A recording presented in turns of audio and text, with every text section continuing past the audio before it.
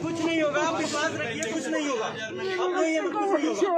पिछले 10 दिन की हमारी संघर्ष सुनिए। जब से वो एडमिट हुआ है, पहले एक इंजेक्शन चाहिए था, इंजेक्शन नहीं है, हॉस्पिटल में नहीं है, ब्लैक में मिल रहे हैं। हम लोग जैसे कैसे लेके आए, 6 इंजेक्शन का इंतजाम किया।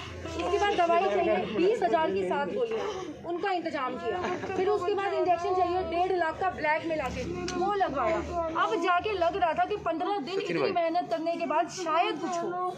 अब ऑक्सीजन ही खत्म हो गई इनके पास। क्या लगता है कि कोविड के इलाज के नाम पे कालाबाजारी भी कर रहे हैं लोग, पैसा ऐंठ रहे हैं?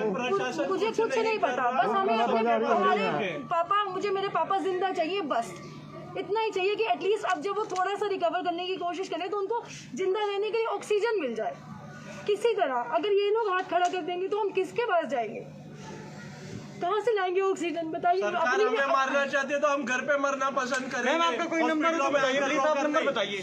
9008224939। इनको ये सिलेंडर से काम नहीं चलेगा। जब तक एक सिलेंडर उतार के उनको दूसरा सिलेंडर लगाएंगे 3 मिनट लगते हैं। 3 मिनट में पेशेंट कोलैप्स कर जाएगा। 90 ऑक्सीजन से जब उतारते हैं वो 3 मिनट के अंदर 30 पे आ जाता है।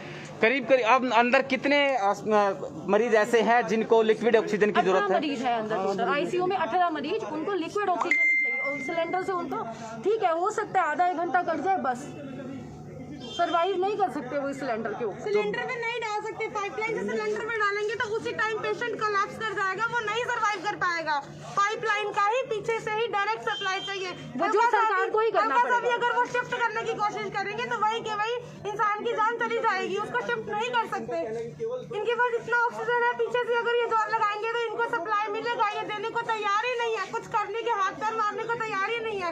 18 पेशेंट की जान को ये लटका के लटके हुए हैं, ये नहीं कर सकते। ऑक्सीजन सिलेंडर ये नहीं कर सकते, ये खुद भी आगे भी भेज रहे हैं, खुद भी इनका खुद का प्लांट है, लेकिन हमें ऑक्सीजन सिलेंडर से कोई मतलब नहीं है। हमें पीछे से लिक्विड ऑक्सीजन का पाइपलाइन में सप्लाई चाहिए ही चाहिए, क्योंकि अगर पेशेंट 2 घंटे के बाद, और इस बात को हुए हुए भी 1-1.5 घंटा हो चुका है, तो अब ये लगाइए कि 3 घंटे भी नहीं, सिर्फ 1 से 1.5 घंटे का समय है पेशेंट के पास। अगर 1.5 घंटे के अंदर अंदर कोई एक्शन नहीं लिया गया तो पेशेंट यही के यही खत्म हो जाएंगे, कुछ भी नहीं बचेगा।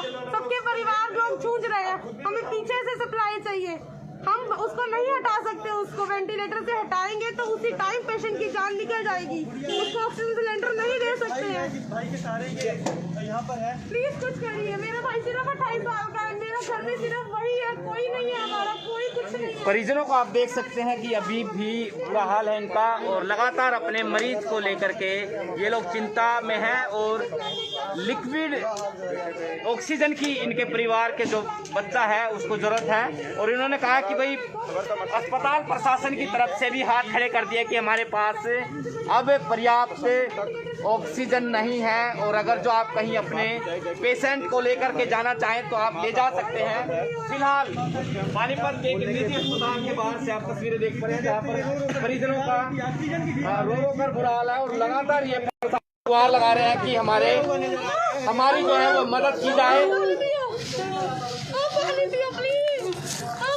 दिल्ली जैसा मंजर आपको पानीपत में भी, यहाँ पर भी पैनिक होता जा रहा है। तस्वीरों में देख पा रहे हैं जहाँ पर निजी अस्पताल हो, पानीपत के सरकारी अस्पताल है, वहाँ पर आपको बिगड़ते हालात जो है उसकी तस्वीरें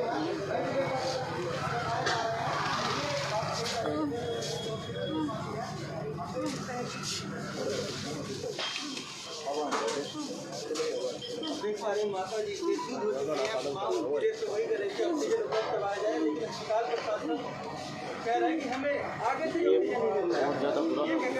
जो दर्शक हमारे जुड़े हैं और उनसे भी गुजारिश है कि अगर जो किसी के पास ऐसा कोई कॉन्टैक्ट नंबर है या कोई ऐसी व्यवस्थाएं हैं तो देखिएगा।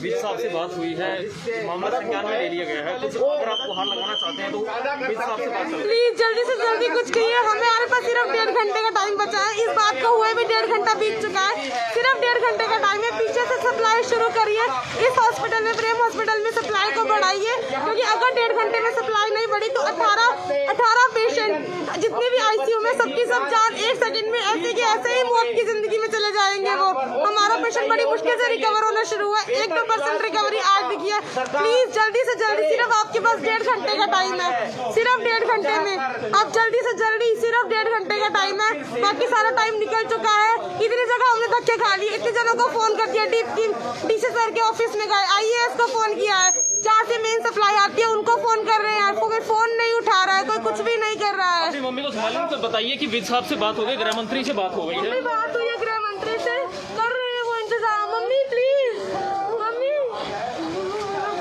प्लीज सुनिए गृह मंत्री, देखिए मेरी मम्मी की हालत खराब हो रही है, मेरी सिर्फ माँ और मेरा भाई है, अगर भाई नहीं बचेगा तो हम कहाँ जाएंगे?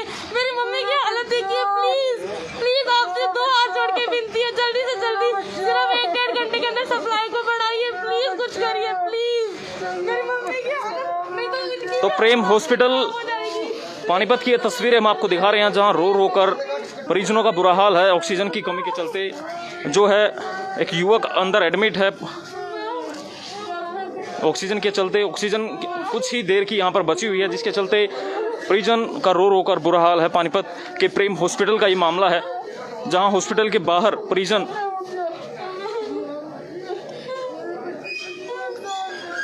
परिजनों का रो रो कर बुरा हाल है। अंदर की कुछ और तस्वीरें हम दिखाने का प्रयास करेंगे, अंदर के कैसे हालात हैं, अंदर के हालात हम आपको दिखाएं कि किस तरह का माहौल अंदर बना हुआ है। पानीपत के प्रेम हॉस्पिटल की तस्वीरें हैं, जहां पर लोगों में पैनिक जो लगातार बढ़ता जा रहा है, यहाँ हंगामा बढ़ता जा रहा है लगातार।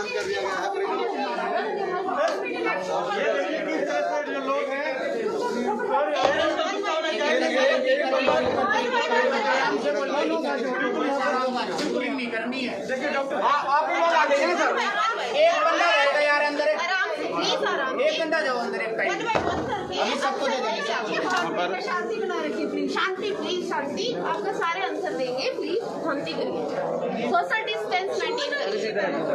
भैया ऐसे भीड़ मत इकट्ठी करो, अपना काम करो यार, ऐसे हम लोग भी नहीं काम कर पाएंगे। इतना टाइम नहीं है, उनको घर बुलाइए, हमारे पेशेंट मर जाएंगे, उनको घर बुलाइए। 2 घंटे में एक को बुलाते, आप क्या इंटरव्यू देते आए यहाँ पर? हमारे पेशेंट मर रहे, आप उनको घर बुलाइए। तुम्हारा ही काम करने लगे, ये काम किसका हो रहा है? आप जब हमसे नहीं हो रहा, आप हमको बोल रहे हो कि आप डीसी के पास जाइए, कलेक्टर के पास जाइए, कर सकते तो कर तो रहे हो, तो इसलिए तो बोल रहे हम नहीं हो रहे, इनसे भी थोड़ी मदद ली जाए। अरे भाई तो कर तो रहे हैं, बात कर रहे हैं, भी कर रहे हैं ना। लगा रहे हैं आपके सोच, सर आप इंटरव्यू के लिए एक बंदा आप बाहर आके 2 मिनट बात नहीं कर सकते। सर आपको पेशेंट को बचाना है, भाई इनको समझाना, प्लीज शांति रखिए, करने दें, ऐसा तो नहीं कर रहे हैं आप, प्लीज, कर तो रहे हैं, आप लोगों के लिए ही कर रहे हैं, ठीक है, हर जगह जोर लगा रहे हैं, प्लीज शांति रखिए, ऐसे तो फिर कोई ऐसे शोर मचाएंगे दूसरे पेशेंट भी परेशान होंगे। किसी का हमारा उनको शोर भाई एक बात बताओ, कर नहीं रहे थे क्या? परेशानी के लिए अस्पताल प्रशासन तो ये कह रहा है कि हमारे पास ऑक्सीजन है, आप बताइए, वो लोग करेंगे आपके साहब ले लो, चलो करो ना, एक करते कर रहे हैं। डॉक्टरों द्वारा अपनी सफाई दी जा रही है, डॉक्टरों से बातचीत करने का प्रयास करेंगे कि आखिर ये ऐसे हालात कैसे बने हुए हैं। यहाँ पर जो परिजन है वो हाहाकार मचा रहे हैं।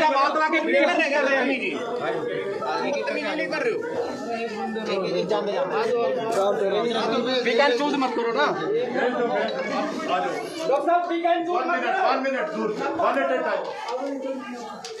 यार प्लीज देखो, मेरी रिक्वेस्ट आपको ये है, देयर इज नो पैनिक, समझ में आई?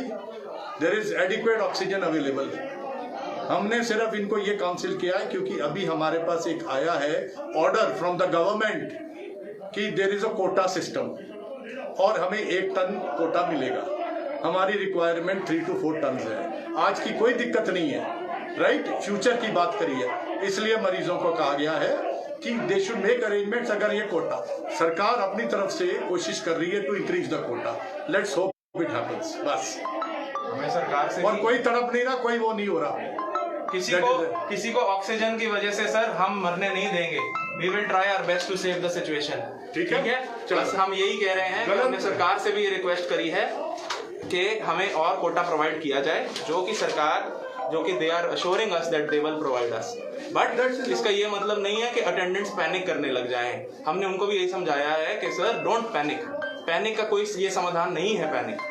ठीक है, मरीजों का सर रो रो कर बुरा हाल है नहीं पर वो रो रहे हैं। हम समझ रहे हैं वेंटिलेटर हटा दिया होता तो हम यहाँ पर नहीं बैठे होते। अभी कोई ऑक्सीजन की कमी नहीं है। अगर वेंटिलेटर हटा दिया होता तो हम यहाँ पर आराम से नहीं बैठे होते। हम कितना बैकअप है सर हमारे पास इस वक्त? अभी है, वी हैव 7-8 आवर्स का बैकअप है, but we have to question them ना, दैट इज ऑल। हमें तो ऑक्सीजन और अरेंज करना है ना सर। हम सुबह से जी जान लगा के ऑक्सीजन की अरेंजमेंट में ही लगे हैं, ठीक है, लेकिन ये अगर अटेंडेंट्स पैनिक करने लग जाएंगे तो हमारा काम और डबल मुश्किल हो जाएगा। हमें उनको भी यही समझाना है। We are asking the government to increase the quota, they are also looking at it. Okay sir, I totally agree with you. Thank you. There is no